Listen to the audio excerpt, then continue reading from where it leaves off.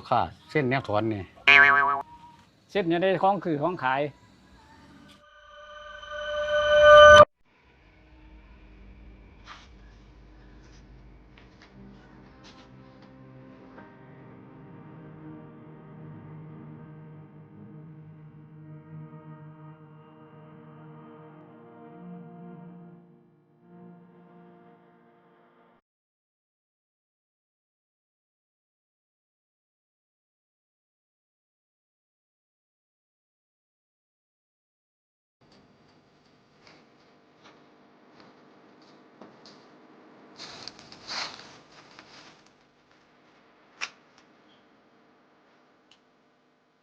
อิหยังคือย่างหน้าบูดคอตกมาแท้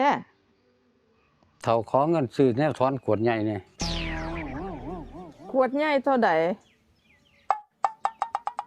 80เท่า มาเอา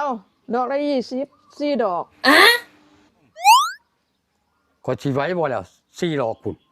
4ดอกได้ขวดใหญ่ได้เท่าคิดดี ฮะไหว้บ่ไหว้ข้อยก็สิลองเบิ่ง ๆจัดมาเท่า เดี๋ยวจัดให้เท่า